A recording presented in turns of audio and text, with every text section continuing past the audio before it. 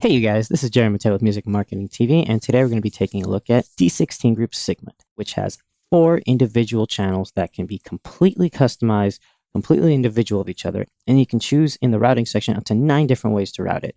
You have parallel, which basically sends every single one of them out individually into your stereo output. You have serial, which basically sends them all into each other, and you have several different tap serial or mixed versions, which basically send them into others while taking out of other places. So let me start off just by showing you how this works. So I'm going to have just this one playing right now, and we're going to press play on this. So here we go. So I'm going to start unmuting these other ones.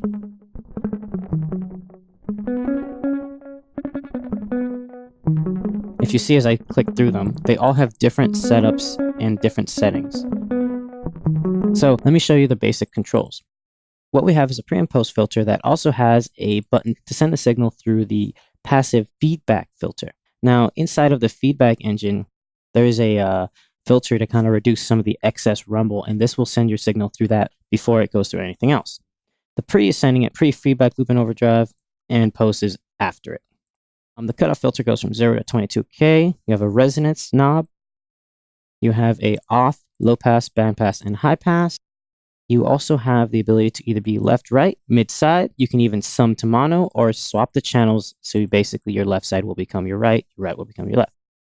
A really interesting thing is you also have a pre-delay section right here, which you can basically set to act as a pre-delay, kind of like a reverb has, where the signal will wait a specific amount of time before it starts hitting the delay unit. You have the delay section above it. You have a tempo sync. You can go all the way from 1 to 1 to 32 to 32. All you have to do is click in the little orange section and drag. You have the ability to take it off sync, and this can be 0 milliseconds to 1 second, and you can join channels or not. This basically makes the left and right side or mid side either in unison or separate. And under that, you have a overdrive section, which is really cool. It allows you to basically drive it into the feedback section to give you a nice grit. And we can show you what that sounds like right now.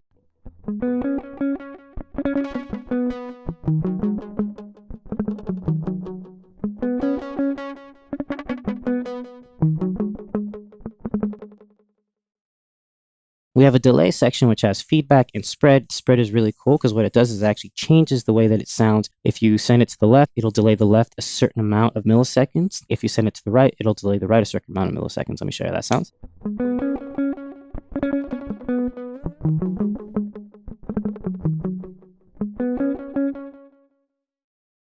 This is really cool, and it's a great way of maybe fine-tuning. So let's say you want it to be 8th notes on both of them, but you want one to be out of sync with it. This is how you do it. You have a feedback hold, which is really cool. Let me show you what that sounds like.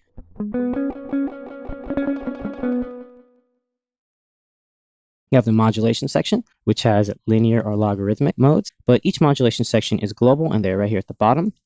They have an LFO, which has triangle, sine, square, sawdown, and this S/H section. You have a phase inversion section in there.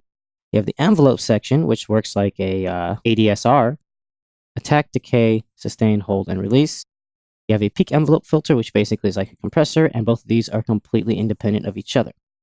Now, the routing section is what we talked about early on in the video, where you can choose all your routing.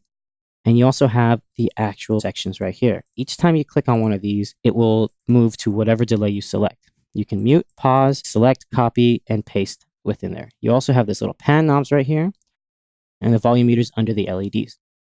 That all sums into the limiter that you can activate, which has a threshold, the dry wet slider with a lockable effects, and the master output. So let's play a couple of presets that I kind of like. You hear the kind of saturation it has. 2 giants makes it sound nice and fat. One of my favorites is actually this Fender slap. See the inverted room? You can kind of hear how it's inverting the signal left and right. Multi-delay, which is the one that I created myself.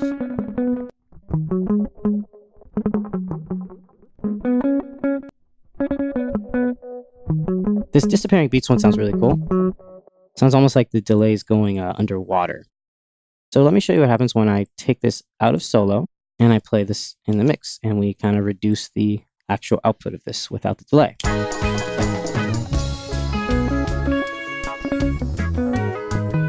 Let's bring the delay in. Let's mute some delays.